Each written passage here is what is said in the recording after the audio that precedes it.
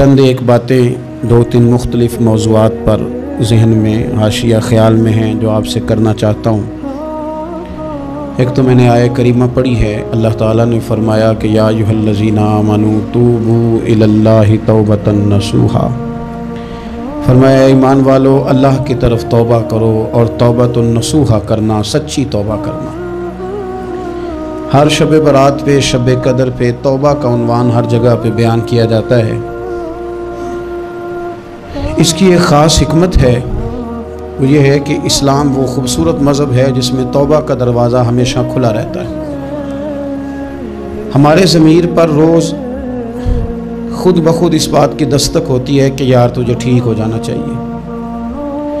جب ہم اس پر قرآن پاک کی آیات سنتے ہیں، احادیث مبارکہ سنتے ہیں، بزرگان دین کی بات سنتے ہیں، تو ہمارے ضمیر میں بات پہلے سے موجود ہوتی ہے کہ ٹھیک ہونا چاہیے، تو وہ قرآن و سنت کی بات اس میں مزید برکت پیدا کرتی ہے، اور انسان کا شعور بیدار ہوتا ہے کہ مجھے جلدی سے توبہ کر لینی چاہیے۔ توبہ کا مطلب ہوتا ہے اپنے پچھلے تمام گناہوں سے اللہ کے حضور معافی مانگنا۔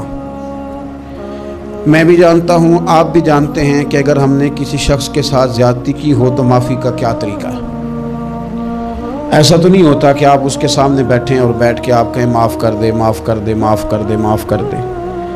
آپ کو یہ بھی پتہ ہوتا ہے کہ یہ بندہ کس طرح کا ہے، یہ بھی پتہ ہوتا ہے میری زیادتی کس طرح کی ہے، یہ بھی پتہ ہوتا ہے کہ راضی کیسے ہوگا۔ ہم وہ سارے لوازمات جمع کرتے ہیں، اور اگر ہمیں یہ پتہ ہونا کہ میرے اکیلے سے جانے سے یہ معاف نہیں کرے گا، تو اس شخص کو ساتھ لے جاتے ہیں جس کی وہ بات مانتا ہے، اور پھر ہم اس طرح سے منت کرنے کی کوشش کرتے ہیں کہ جیسے وہ شخص مان ہی جائے۔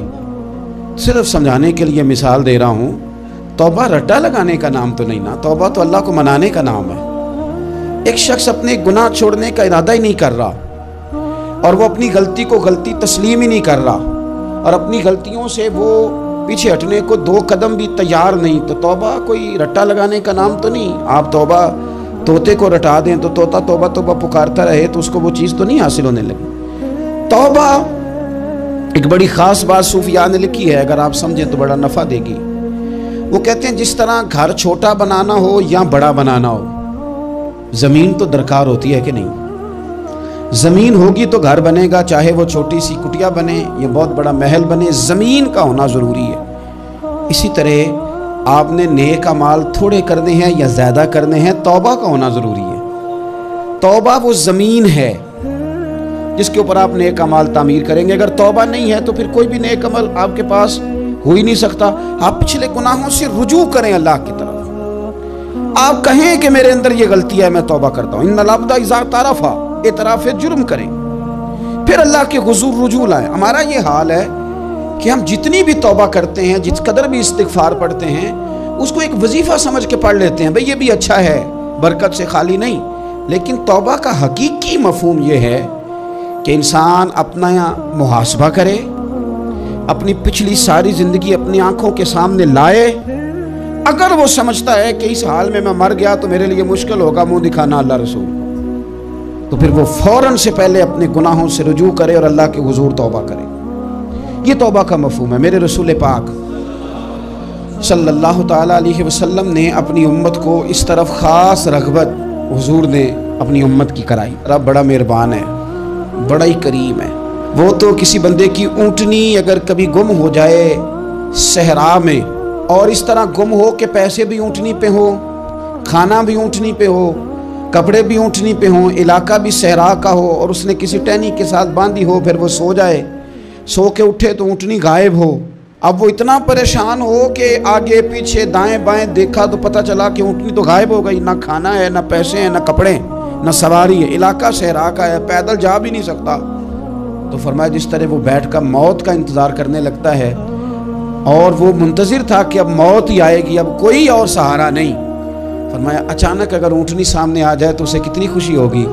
یا رسول اللہ اسے تو بڑی خوشی ہوگی۔ فرمایا جب رب کا بندہ توبہ کرتا ہے تو اللہ کو اس سے بھی بڑھ کر خوشی ہوتی ہے کہ بندہ توبہ کر گیا، اپنے گھر واپس آ گیا ہے، اس نے بات مان لی ہے۔ ہمارا اصل مسئلہ احساس کا ہے، توبہ کا نہیں۔ جب تک اپنی غلطیوں کا بندہ محاسبہ نہیں کرتا، جب تک احساس پیدا نہیں کرتا، وہ محسوس نہیں کرتا کہ میں غلط ہوں، مجھے ٹھیک ہونا چاہیے، تب تک توبہ کہے گی۔ آپ دیکھیں نا صحابہ کرام کا مزاج کیا، چھوٹی چھوٹی چیزیں ہیں لیکن وہ دوڑ کے آتے ہیں، کہتے ہیں یا رسول اللہ غلطی ہو گئی، اور اپنے آپ کو پیش کرتے ہیں۔ ایک خاتون نے آ کے پیش نہیں کیا کہ یا رسول اللہ میرے پیٹ میں ناجائز بچہ ہے، مجھے پاک کر دیں، کوئی پکڑ کے نہیں لایا، کسی نے آ کے اسے گرفتار نہیں کیا، مقدمہ نہیں کرایا، پرچہ نہیں درج کرایا، 14 دن کے ریمانڈ کے بعد نہیں مانی، خود آئی اور آ کے کہا حضور میرے سے غلطی ہو گئی ہے، مجھے معاف کر دیں۔ تو رسول پاک صلی اللہ تعالیٰ علیہ وسلم نے بچے کی ولادت کے بعد اسے دوبارہ بلایا، کہا بعد میں آنا، وہ آئی، اسے سنسار کیا گیا۔ تو جب کسی شخص نے کہا نا کہ یہ تو بڑی نفس کے ہاتھوں گرفتار عورت تھی اور کتنا بڑا جرم کیا، تو پھر حضور نے پتہ کیا فرمایا؟ فرمایا چپ کر جاؤ، تم نے گناہ دیکھا ہے، تم نے اس کا احساس نہیں دیکھا۔ جب تک احساس گناہ اور احساس زیاں پیدا نہیں ہوتا، اس کی وجہ یہ ہے، امام غزالی رحمۃ اللہ علیہ فرماتے ہیں جو مومن ہوتا ہے نا، مومن وہ دھاگے کے برابر گناہ کرے تو وہ محسوس کرتا ہے کہ پہاڑ کے برابر گناہ ہے میرے اوپر، اور جو منافق ہوتا ہے نا وہ پہاڑ کے برابر گناہ کر کے کہتا ہے یہ تو دھاگے کے برابر ہے، محسوس ہی نہیں کرتا کہ میں نے اتنے جرم کیے ہیں، وہ تسلیم کرنے کو تیار نہیں ہوتا۔ جب تک تسلیم نہیں کرتا تب تک توبہ کا کوئی معنی سمجھ میں نہیں آتا، اور توبہ کریں تو پھر توبہ نہ، اور بھائی جس نے ماننا ہوتا ہے وہ تو اشارے سے بھی مان جاتا ہے، اور جنہوں نے نہیں ماننا نا، میں کئی دفعہ کہتا ہوں یہ میرا جو دور ہے یہ سیانے لوگوں کا دور ہے، سمجھدار زیادہ ہیں، اور سمجھدار بھی اس طرح کے سمجھدار نہیں جس طرح کا معاملہ فہم سمجھدار ہوتا ہے، سمجھدار چالاک قسم کے، اپنے حق میں سمجھدار اور اپنے ذہن کے مطابق فیصلہ کرنے والے لوگ۔ پھر ہم بہت ساری جگہوں پہ ٹامک ٹونیاں کھاتے ہیں، جس نے ماننا ہے اس نے اشارے سے بھی مان جانا ہے، اور جس نے نہیں ماننا اس نے کہنا مجھے 24 سال ہو گئے فلانی جگہ جمعہ پڑھتے اور میں ماننے کو تیار نہیں ہوا، نہیں نہ ماننا تو مجھے 20 سال ہو گئے فلانی جگہ جاتے آتے، بس نہیں ماننا تو پھر مزاج نہیں ہوتا۔ جس نے ماننا ہے، حضرت فضیل بن عیاض رحمۃ اللہ علیہ ڈاکو تھے، اور نیلے ڈاکو نہیں تھے، ڈاکوؤں کے سردار تھے، تو ارشاد فرماتے ہیں کہ میرا طریقہ یہ تھا کہ میں ایک پورے قافلے کی صورت میں حملہ کرتا تھا تو لوگ ڈرا کرتے تھے اگر کہ فضیل بن عیاض کے ڈاکوؤں نے حملہ کیا تو پھر نہیں بچتے۔ ایک دن گزر رہا تھا تو ایک قاری صاحب آیت پڑھ رہے تھے، لا تقنطوا من رحمت اللہ، اللہ کی رحمت سے کبھی نا امید نہ ہونا، ان اللہ یغفر الذنوب جمیعا، بے شک وہ سارے ہی گناہ معاف کر دے گا۔ آپ فرماتے ہیں میرے دل میں بات اثر کر گئی، ماننا ہے نا، اس نے نہیں ماننا، اس نے 6666 آیتوں کا ترجمہ پڑھ کے بھی توجہ نہیں کرنی۔ آپ ارادہ کریں نا، آپ اپنی دل کی زمین کو زرخیز بنائیں۔ فرماتے ہیں میں فوراً وہ آیت سنی تو میں رویا، اور میں وہ حافظ صاحب کے پاس چلا گیا، ان سے اجازت لی، ان کے کمرے میں داخل ہوا، میں نے کہا آپ نے بھی آیت پڑھی ہے کہ اللہ سارے گناہ معاف کر دے گا؟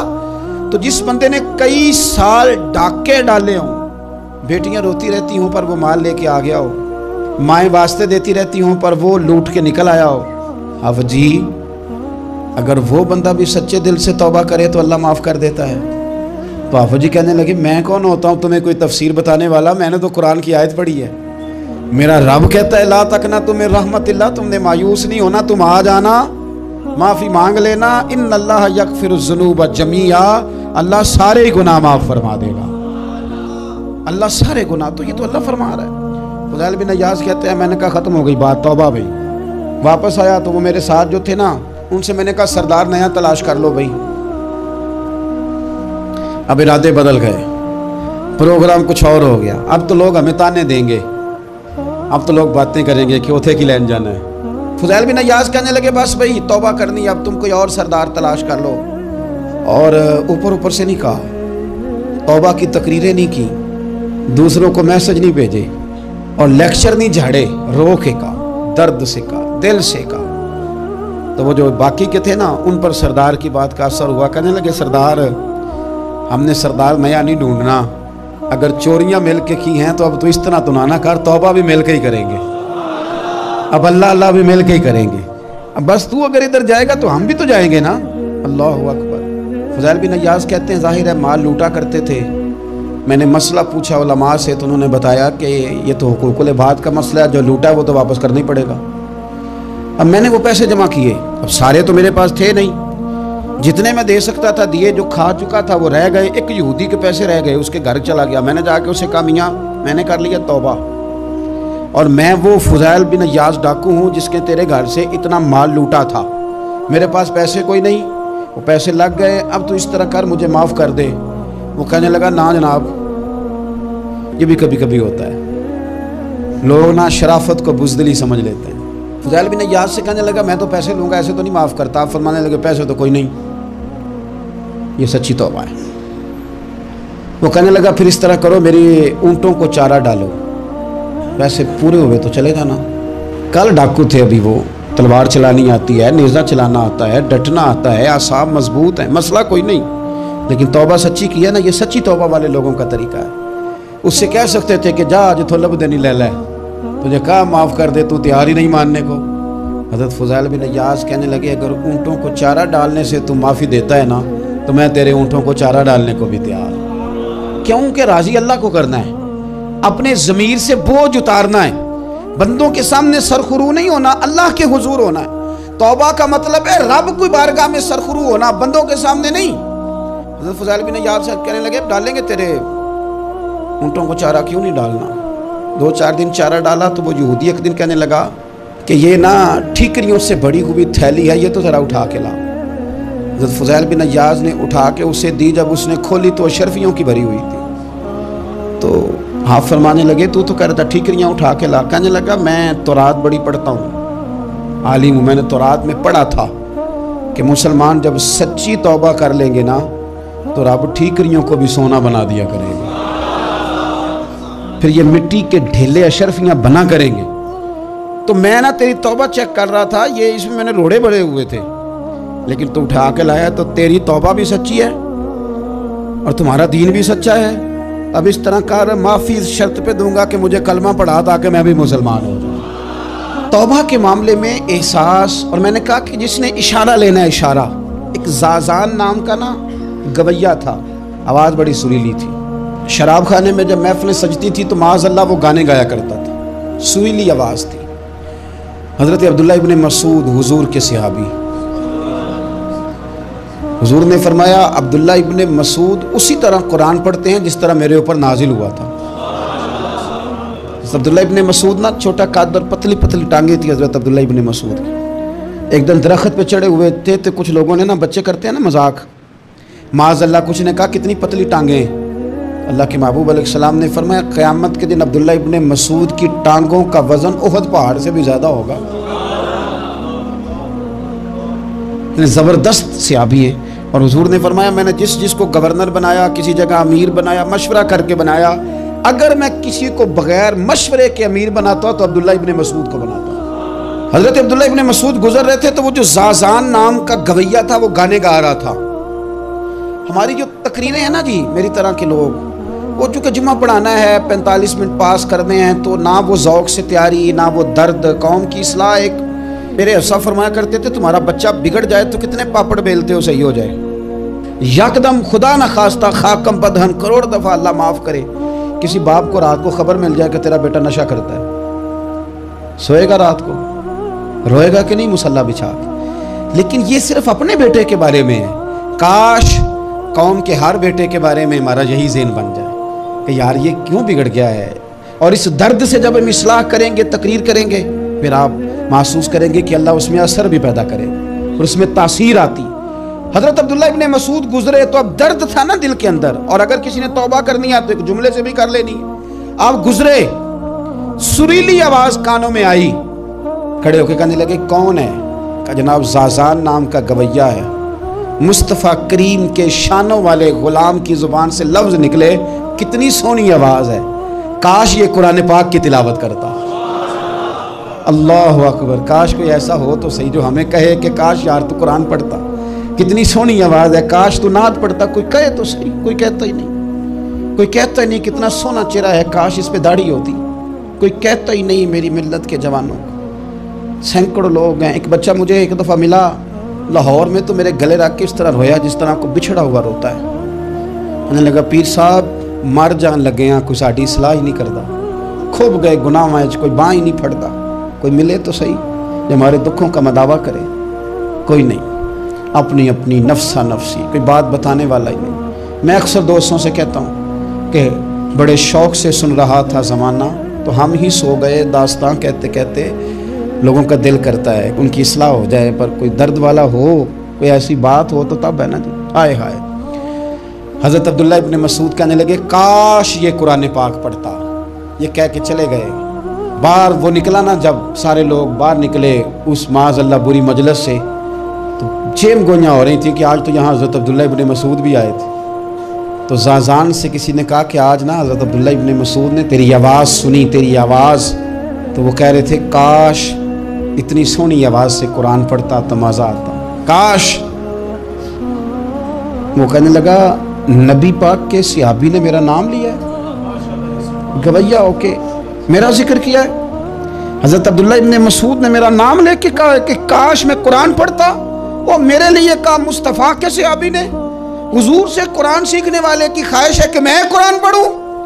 دوڑے گئے، ادھر ملیں گے عبداللہ ابن مسعود، فلاں فلاں جگہ غسل کیا، وضو کیا، پیروں میں لگ گئے جا کے، کہنے لگے سونیا جس کے قرآن پڑھنے کی تعریف مدینے والے کریں وہ میرے بارے میں کہے کہ مجھے قرآن پڑھنا چاہیے تھا، آج سے میں نے ٹھوکر ماری سارے گانوں کو، سکھاؤ مجھے قرآن، میں قرآن ہی پڑھا کروں گا، میں قرآن پڑھوں گا، میں پڑھ پڑھ کے سناؤں گا، لوگ میری زبان سے اللہ کے کلام کی تلاوت سنا کریں گے۔ کوئی بیٹھا ہوا مجھے دور دعا دیتا ہے، میں ڈوبتا ہوں سمندر اچھال دیتا ہے، کوئی تو ہو نا جو کہے، کوئی تو ہو۔ فرمانے لگے بس ہو گئی حضور، آپ دیکھیں گے میں قرآن ہی پڑھوں گا، میری زبان سے اب اللہ کی کتاب کی تلاوت ہی ہو گئی، طے ہو گئی بات۔ تو کسی نے نصیحت لینی ہے توبہ کے لیے تو ایک جملہ بھی کافی ہے، ایک جملہ بھی۔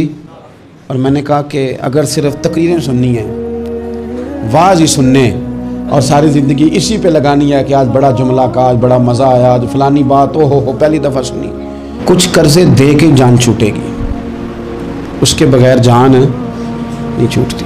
اپنی قضا نمازوں کا حساب لگائیں اور ان کو صحیح کر کے ادا کریں۔ ایک مسئلے میں بڑی دیر سے دوستوں کو اشارے کنایاتاً باتیں کہہ رہا ہوں، پھر کہتا ہوں، میں نے شب برات کو تفصیل سے یہ بات کی تھی، پھر کرتا ہوں، اپنے معاملات کو صاف کریں۔ لینے دینے کے مسائل میں اپنے آپ کو میں منت کے ساتھ بات کرنے لگا ہوں اپنے دوستوں سے، خدا را کبھی بھی بڑے سے بڑا کام کرنا یا چھوٹے سے چھوٹا کرنا، اس میں سود کا کوئی نقطہ نہ آنے دینا، آپ کا دل سخت کر دے گا، آپ کے آنسو لے جائے گا، کچھ نہیں بچے گا۔ جس طرح پیشاب کا ایک قطرہ کئی من دودھ کو تباہ کر دیتا ہے، یہ سود آپ کے اصل مال خدا را، یہ میری منت ہے، میری گزارش ہے۔ میں ان دوستوں کو جانتا ہوں، مجھے لگتا تھا کہ یہ ولایت کا رستہ طے کریں گے، لیکن چلے کچھ جگہ مجبوریاں ہوتی ہیں، کچھ معاملات ہوتے ہیں، لیکن کوئی ایک آدھ نقطہ ایسا آتا ہے بیچ میں، وہ لے جاتا ہے ساری چیزیں۔ نبی پاک علیہ السلام نے فرمایا بندہ بڑا سفر کر کے آتا ہے، بکھرے بال، بری حالت، رو کے دعائیں مانگتا ہے، یا اللہ یا اللہ یا اللہ کہتا ہے، اور اللہ اس کی دعا قبول نہیں کرتا۔ سنیا آپ کہہ رہے ہیں رحمت للعالمین ہو کے کہ رب قبول نہیں کرتا۔ حضور نے فرمایا اس نے پہنا بھی حرام پیسوں کا، کھایا بھی حرام پیسوں کا، پیا بھی حرام پیسوں کا، جتنی مرضی مانگے پھر مالک اس کی دعاؤں کو مستجاب۔ ہمارا ایک تو ہے اپنا عمل، ایک ہے توبہ، ایک بات کی اعمال ہم نے۔ ایک آخری بات یہ آپ سے کرنی ہے کہ ہمارے ذمے جس طرح ہمارے بچوں کی ڈیوٹی ہے نا، بیوی کا نان نفقہ خامد کے ذمے ہوتا ہے، ماں باپ بوڑھے ہوں تو ان کی ڈیوٹی اولاد کے ذمے، اسی طرح قیامت تک نبی کوئی نہیں آئے گا، دین کی جو ڈیوٹی ہے وہ نبی پاک کی امت نے ادا کر دی۔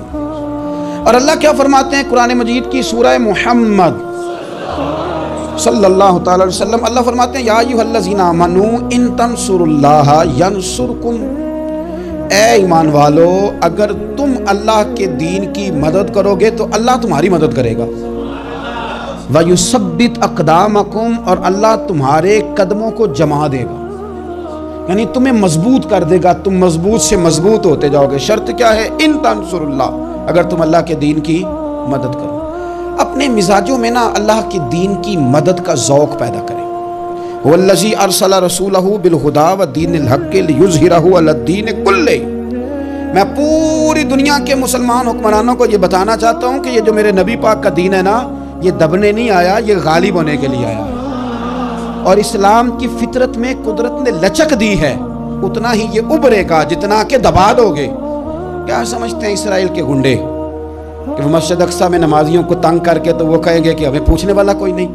اسلام کی فطرت میں قدرت نے لچک دی ہے، اتنا ہی یہ ابھرے گا جتنا کہ دبا دو گے۔ بانجھ نہ سمجھا جائے اس امت کو، بس یہ جو مسلمان حکمران ہیں یہ اتنی بات سمجھ لیں کہ تم جب ان یہودیوں سے کافروں سے معاہدے کرتے ہو تو تمہیں تو کچھ خیال نہیں آتا، تم تو صرف دنیا داری دیکھ کے چلتے ہو۔ کاش بال بچہ دیکھتے ہوئے، مال دیکھتے ہوئے، ملک اور زمین دیکھتے ہوئے تم ایک دفعہ اللہ کا دین بھی دیکھو۔ یہ تمہاری ذمہ داری ہے، یہ نبی پاک نے ڈیوٹی لگائی ہے۔ اپنا اپنا کردار ہمیشہ دین کے لیے پیش کریں، اپنا اپنا کردار۔ وہ ضروری نہیں کہ چندے کی صورت میں ہی ہو۔ آپ کسی بے نمازی کو نماز کا مشورہ دیں، آپ نے دین کی خدمت کی۔ آپ نے ماں باپ کے نافرمان کو فرما برداری کا مشورہ دیا تو آپ نے دین کی خدمت کی۔ اگر آپ نے کسی بندے کو کہا یار تیرا قرآن پاک ٹھیک نہیں، چل قاری صاحب کے پاس، تیرا تلفظ ٹھیک ہونا چاہیے، کو آدھا گھنٹہ نکال کے سیکھ لے، یہ لفظ کہنے سے ہی آپ نے دین کی خدمت کی۔ میرے نبی پاک صلی اللہ تعالی علیہ وسلم نے فرمایا ایک جملہ بول کے جو دین کی دعوت دے گا، ایک ایک جملے پہ اللہ 1000 سال کی عبادت کا ثواب دے گا۔ عزیز دوستو، قرآن مجید فرقان حمید زندگی کے ہر زاویے پر ہماری تربیت کرتا ہے۔ جہاں جہاں انسان ذہنی، اخلاقی اور طبعی کمزوریوں کا شکار ہوتا ہے، وہاں وہاں کتاب و سنت ہماری کھل کے رہنمائی کرتی ہے۔ انسان کی زندگی کے اندر ایک کمزوری یہ بھی ہوتی ہے کہ وہ لوگوں کی باتوں کا بڑا اثر لیتا ہے، اور کچھ ایسے لوگ بھی ہوتے ہیں جن کی ساری زندگی اپنے حق میں رائے عامہ ہموار کرتے گزر جاتی ہے کہ لوگوں کی رائے میرے حق میں ٹھیک ہو جائے۔ یاد رکھیے گا میرے عزیز کہ رائے عامہ لوگوں کی میرے بارے میں کیا ہے۔ ہاں، ایسا ماحول نہ بنائیں کہ آپ ایسی جگہ کھڑے ہو جائیں کہ بلا وجہ آپ کے لیے بحث کا دروازہ کھلے، لیکن ہر وقت لوگوں کی رائے کا خیال رکھنا ہمارے دین نے ہمیں یہ سبق نہیں دیا، بلکہ ہمارے دین نے ہمیں یہ سبق دیا ہے کہ تم نے یہ دیکھنا ہے کہ اللہ اس کا رسول کس کام میں راضی ہے۔ اپنے دل سے پوچھنا ہے، اپنی طبیعت سے اس بات کا تم نے اقرار کرنا ہے کہ تمہاری توجہ اللہ رسول کی رضا کی طرف کتنی مائل ہے۔ اور اگر ضمیر اس بات پہ مطمئن ہو جائے، آپ کا دل اس بات پر ٹھہر جائے، اللہ تعالیٰ انشراح صدر ہمیں عطا کر دے کہ ہم جس رستے پہ چل رہے ہیں وہ رستہ بالکل ٹھیک ہے، اخلاص والا ہے، اللہ رسول کی رضا والا ہے، ہم نے جو راہ اختیار کی ہے وہ راہ ہی راہ حق ہے۔ جب یہ طے ہو جائے، ضمیر مطمئن ہو جائے، پھر لوگوں کی پرواہ نہیں کرنی، پھر اس رستے پہ چل نکلے۔ حضرت غوث اعظم رضی اللہ تعالیٰ عنہ فرماتے ہیں مدح اور ذم یعنی تعریف اور تنقید دونوں سے بے نیاز ہو کر پھر اپنے سفر کو جاری رکھنا ہے، جاری رکھنا ہے اور جاری رکھنا ہے۔ آپ دیکھیے آج ہم دین کا کام کرتے ہیں تو لوگ پھول برساتے ہیں، نعرے لگاتے ہیں، تکریم ہوتی ہے، لیکن صحابہ کرام علیہم رضوان جس زمانے میں کلمہ پڑھتے تھے تو اس زمانے میں تو کلمہ پڑھتے لوگ روڑے اٹھا لیتے تھے، پتھر مارتے تھے، تانے دیتے تھے، تکلیف دیتے تھے، بڑے بڑے سخت سوالات کرتے تھے، کہتے تھے تمہارے خیال میں وہ دین غلط تھا جس پر تمہارا باپ تھا، تمہارا دادا تھا۔ نفسیاتی اور اعصابی تکلیف دیتے تھے، لیکن ان لوگوں نے کسی چیز کی کوئی پرواہ نہیں کی، جس بات کو حق سمجھا اس پر قائم بھی رہے، سفر بھی جاری رکھا اور دوسروں کو بھی اس کی تبلیغ کی۔ اور اللہ کا قرآن تعریف کرتا ہے، فرمایا یجاہدون فی سبیل اللہ،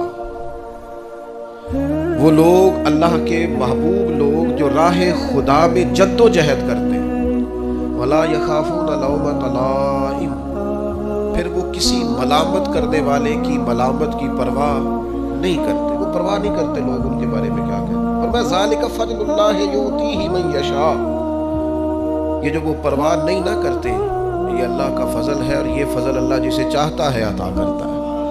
واللہ واسع علیم، اللہ وسعت والا بھی ہے اور علم والا بھی۔ پرواہ نہیں کرے۔ سب سے پہلے تو میں عرض کروں گا کہ آج بھی آپ دین پر صحیح معنوں میں چلنا شروع کریں۔ کیا داڑھی ایک عام سنت ہے، ہر آدمی سمجھتا ہے، اس کے لیے تشریح کی ضرورت نہیں، عام ہر بندے کو پتہ ہے، حضور آپ رکھ لیں۔ مولوی کہہ کے کن کن لفظوں سے لوگ یاد کرتے ہیں۔ صاف صاف تو نے داڑھی بھی رکھی ہوئی ہے، پر تو یہ داڑھی رکھنے سے بندہ معصوم ہو جاتا ہے، وہ بالکل گناہوں سے پاک ہو جاتا ہے۔ اگر اس سے کوئی غلطی ہوتی ہے تو بشر ہے، غلطی ہو گئی، لیکن آپ داڑھی کا نام لے لے کے اسے تانا دیتے ہیں۔ پیر صاحب کا بچہ ہے، پیر صاحب کے بچے سے بھی کمزوری رہ جاتی ہے، وہ انسان ہی، وہ تو حضرت صاحب کا بیٹا ہو کے یہ کہنا، فلانے علامہ صاحب کا پتر ہو کے تیرا یہ حال ہے۔ تانا زنی لفظوں کے اندر، وہ تو اسکول ٹیچر کا بچہ ہے، تیرا یہ حال ہے۔ تو فلاں صاحب جو نصیحت کر رہے تھے ان کا بیٹا ہو کے تیرا. اگر یہ لہجے آپ زندگی میں دیکھیں گے تو آپ دیکھیں گے کہ یہ باتیں کس طرح تیر کی طرح لگتی ہیں لوگوں کو، اور کیا کیا انداز لوگ. ہمارا ایک دوست تھا، بڑا قابل تھا، ہمارے ساتھ پڑھتا تھا. تو ختم شریف پہ ہمارے ہاں مدارس میں رواج ہوتا ہے، تو بچے ختم پہ جا رہے تھے تو ایک صاحب نے اسے بلا کے کہا مولوی صاحب آج کدے گھر دی خیر نہیں، کدے گھروں بھی کھایا کرو. لائق ترین آدمی تھا، چھوڑ گیا مدرسہ. میں نے نہیں پڑھا. سوچتا ہوں کہ اس شخص کے ایک تانے نے ایک دیندار طالب علم کو دین سے دور کیا ہے. پتہ نہیں اللہ کیا معاملہ ہوا. اس کے 2 جملوں نے توڑ دیا ہے اس شخص کو، تانا زنی مزاج میں. اب کرنا کیا ہے؟ ایک تو یہ کہ نیکی کی طرف آنا ہے. بہرحال مسلمان کے لیے ضروری ہے اللہ رسول کی رضا کو پانا. ہم کیا کرتے رہتے ہیں، ہمارا ضمیر بالکل مطمئن ہوتا ہے کہ یار یہ نیکی کا کام ہے، یہ شریعت ہے، یہ دین ہے، مجھے کرنا ہے. لیکن ہم صرف تانوں کو برداشت نہیں کر پاتے. ہم صرف لوگوں کی طرف سے آنے والی باتوں کو سہنے کا حوصلہ ہی نہیں رکھتے. اگر میں غلط نہیں ہوں تو میں اس نتیجے پر پہنچا ہوں کہ اگر ہمارے دل سے لوگوں کا خوف نکل جائے نا، برادری، قبیلے، علاقے، سوسائٹی اور معاشرے میں جو ہم نے اپنی جھوٹی انا بنا رکھی ہے، اگر اس کا خوف نکل جائے تو بہت سارے لوگ دیندار ہو جائیں، بہت سارے لوگ پرہیزگار ہو جائیں، بہت سارے لوگ اللہ رسول کی رضا والے ہو جائیں. لیکن وہ جو ہمارے، سب سے پہلے تو یہ بتائیے، اگر ہم دین کے لیے کوئی جد و جہد کرتے ہیں، کوشش کرتے ہیں گھر میں دوستوں میں دین کی کوئی بات کرنے کے لیے، تو کس کے لیے کرتے ہیں؟ تو پھر لوگوں سے توقع رکھنے کا کیا مطلب ہوا؟ داتا گنج بخش علی حجویری رحمۃ اللہ علیہ، میں رات کشف الباجور دیکھ رہا تھا، داتا صاحب نے عجیب بات لکھی ہے. داتا صاحب فرماتے ہیں جب تک نبی پاک علیہ السلام نے اعلان نبوت نہیں نہ فرمایا تھا، اس وقت تک صادق بھی کہتے تھے، امین بھی کہتے تھے، صلہ رحمی کرنے والا بھی کہتے تھے یہ تو غریبوں کا بوجھ اٹھاتے ہیں. جتنی دیر تک رسول پاک علیہ السلام نے لا الہ الا اللہ کی دعوت نہیں دی تھی، اتنی دیر تک کہتے تھے ان جیسا کوئی نہیں، شرافت، نفاست، پرہیزگاری ہر چیز ہے.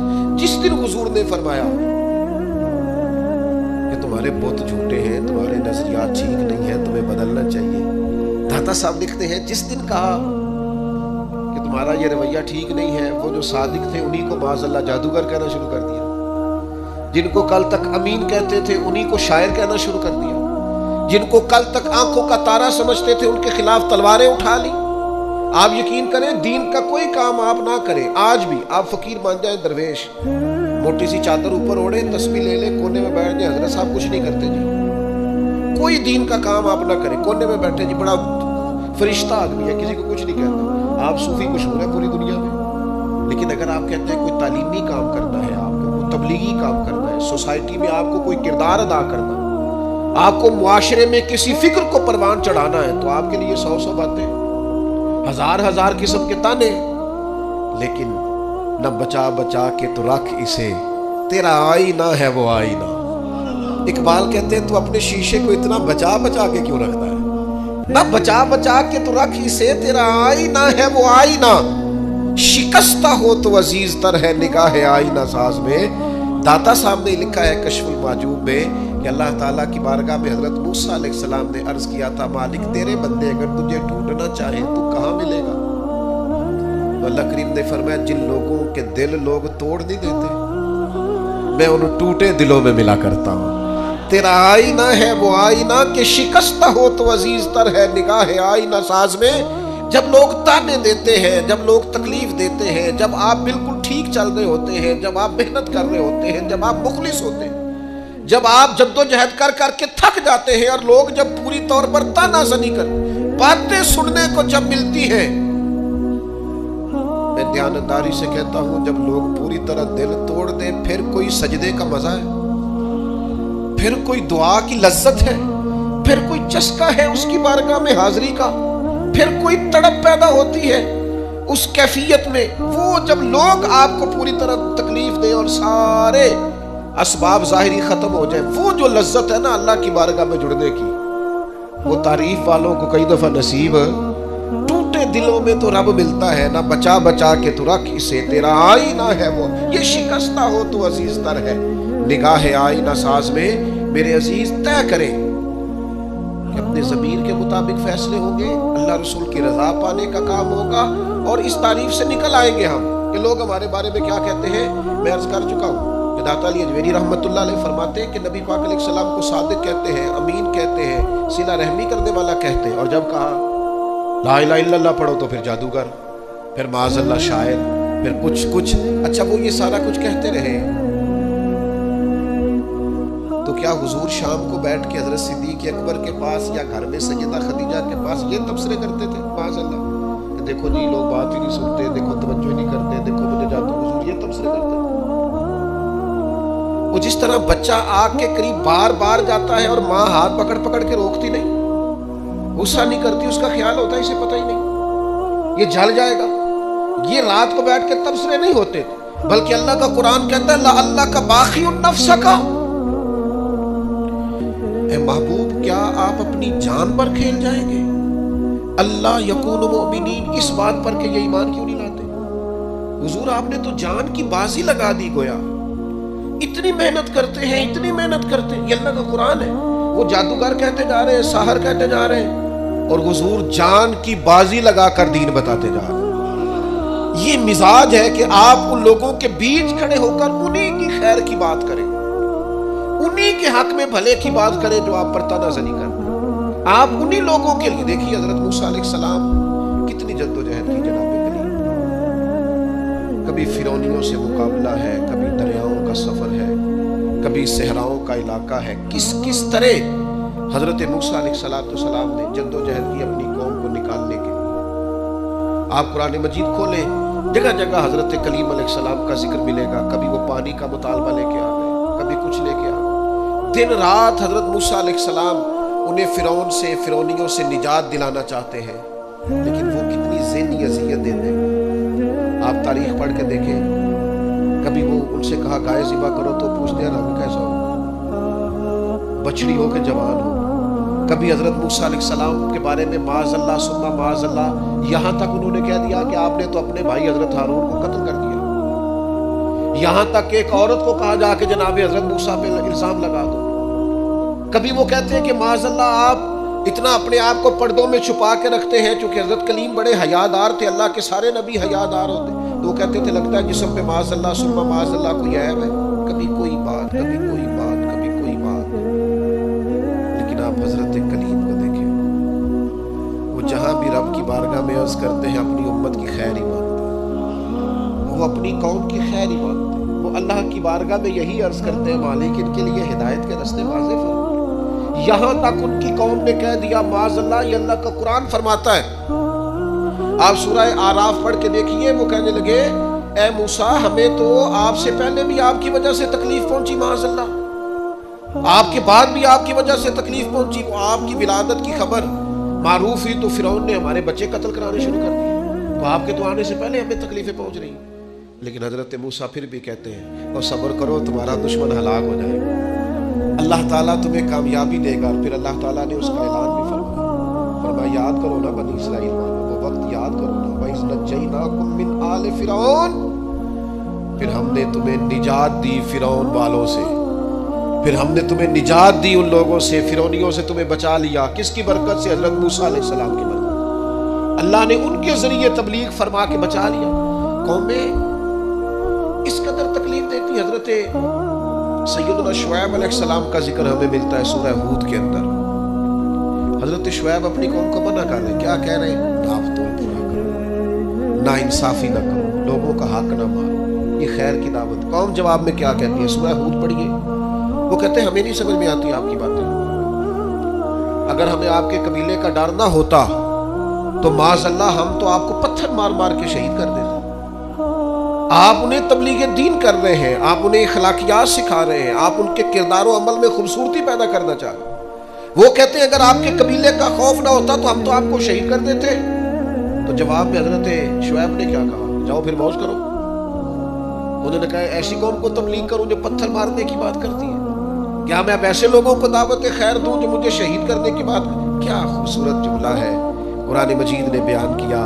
حضرت سیدنا شعیب فرمانے لگے وَيَا قَوْمِ اعْمَلُوا عَلَىٰ مَكَانَتِكُمْ إِنِّي عَامِلٌ، فرمانے لگے قوم والو تم اپنی جگہ کام کرتے رہو جو تم نے کرنا ہے، اور میں اپنی جگہ دین کی تبلیغ کرتا رہوں۔ کرو تم اپنا کام، اور میں اپنا شکوہ ظلمت شب سے تو کہیں بہتر تھا، ہم اپنے حصے کی کوئی شمع جلاتے جاتے۔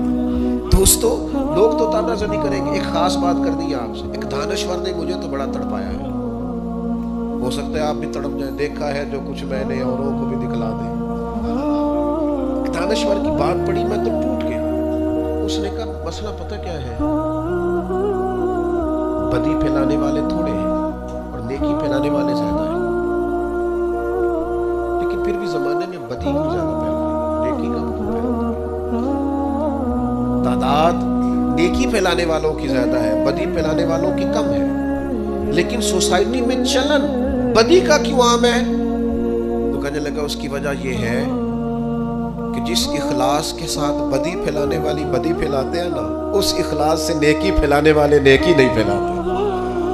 اور جتنی محنت شیطان کرتا ہے لوگوں کو گمراہ کرنے کے لیے، اتنی محنت دیندار کیوں نہیں کرتے بچانے کے لیے؟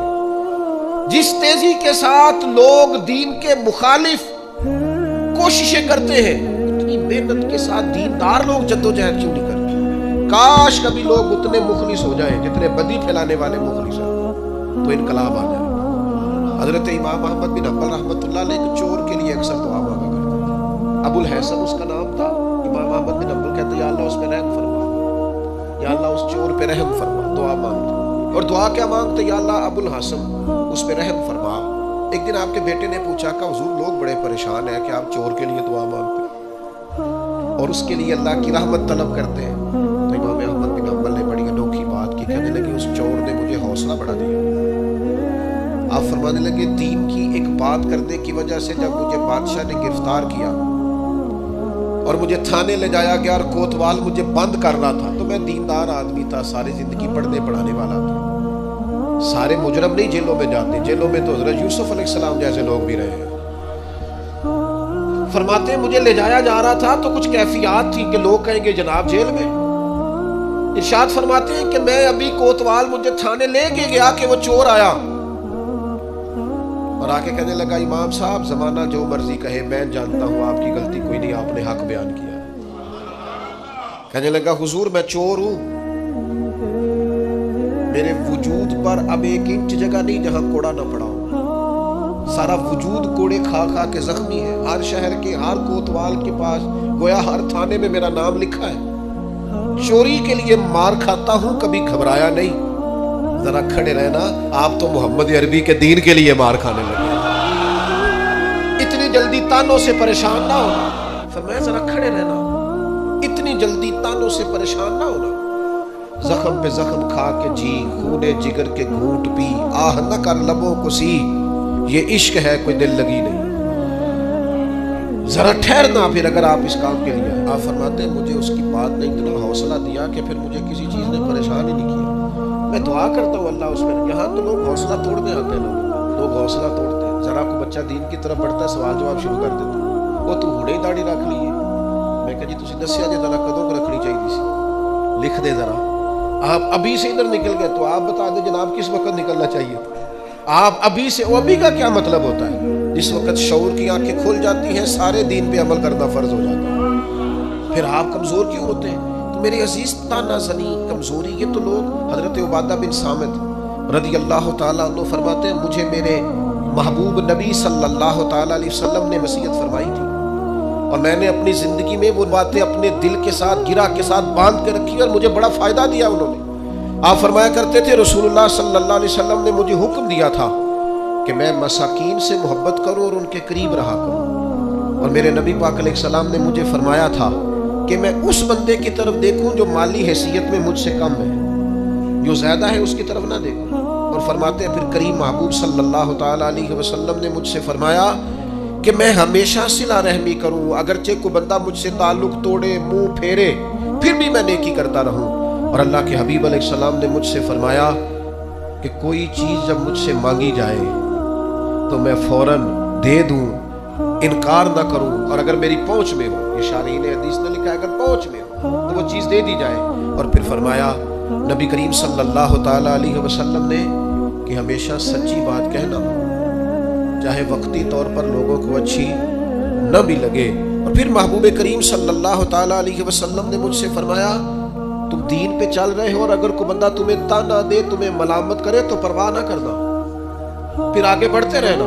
اور پھر میرے کریم حبیب نے مجھ سے فرمایا تھا لا حول شریف کثرت سے پڑھا کرنا, یہ عرش کے خزانوں میں سے خزانہ ہے, یہ کثرت سے پڑھنا. آج آپ دیکھ لیں, ہم نہیں کہتے سچی بات, صرف اس لیے ڈرتے ہیں کہ لوگ تانا دیں گے, لوگ سخت بات کریں گے, لوگوں کے اندر جو ہمارا ایک معیار بنا ہوا ہے وہ کم ہوگا, تانا زنی کا دروازہ کھلے گا. صرف اسی بات سے ڈرتے ہوئے میں بہت سارے لوگوں کو جانتا ہوں, سمجھتا ہوں اس بات کو کہ اگر اپنے قبیلے اور برادری میں وہ سچ کہہ دیں تو ان کے کہنے کے اثرات ہوں گے, لیکن وہ سب کی گڈ بک میں رہنا چاہتے ہیں, وہ سچ بولنا نہیں چاہتے, وہ سب کے حق میں سب کے لیے اچھا رہنا چاہتے ہیں, وہ عوامی پذیرائی چاہتے ہیں. لہذا جو خیر کی بات ان کی پہنچ میں بھی ہے وہ بھی نہیں کرتے, حتیٰ کہ اپنے گھر میں, اپنی اولاد میں, اپنے بچوں کے بیچ بھی انصاف نہیں کر پاتے. کیوں؟ اس لیے کہ وہ کہتے ہیں لوگ میرے مخالف ہو جائیں گے.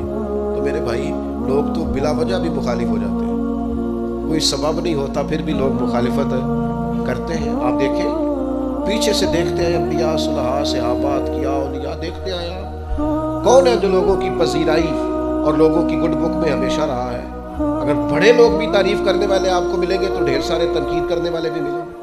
بہت سارے لوگ آپ کو ملیں گے جن کے لب و لہجہ تیر سے زیادہ سخت ہے, جن کی آنکھوں کے اندر آپ کے لیے اتنے سخت تیر ہیں کہ وہ بعض اوقات جملوں سے زیادہ سخت محسوس ہوتے ہیں. کیسے آپ گزارا کریں گے؟ اس لیے بہترین یہ ہے لوگوں کو دیکھ کر راہ کا تعین نہ کریں, رستے کا تعین رب رسول کی رضا دیکھ کر کریں, اور پھر اس پر چلتے جائیں, سفر کریں. اللہ کے پیارے حبیب علیہ السلام نے فرمایا, حضرت ابو سعید خدری رضی اللہ تعالیٰ عنہ حدیث کے راوی ہیں, مسند امام احمد بن حنبل میں موجود ہے, حضور علیہ السلام نے فرمایا تم میں سے کوئی شخص اگر کوئی ایسا موقع دیکھے جہاں اللہ کے احکام کو توڑا جا رہا ہے تو اسے چاہیے کہ وہاں بات کہنے میں حقارت محسوس نہ کرے, تبلیغ کر دے, بات کہہ دے, لوگوں کو بتا دے. اور فرمایا اگر ایسا نہیں کرے گا تو اللہ قیامت کے دن اس سے پوچھے گا وہاں تجھے بات کرنی چاہیے تھی, تو نے کیوں نہیں کی؟ تو اس کرے گا یا اللہ میں لوگوں سے ڈر گیا تھا. تو حضور فرماتے, رب فرمائے گا میرا زیادہ حق تھا کہ تو مجھ سے ڈرتا, لوگوں سے ڈر گیا, تجھے مجھ سے ڈرنا چاہیے تھا. اور یاد رکھیں جو اللہ سے ڈرتا ہے پھر وہ کسی اور سے نہیں ڈرتا.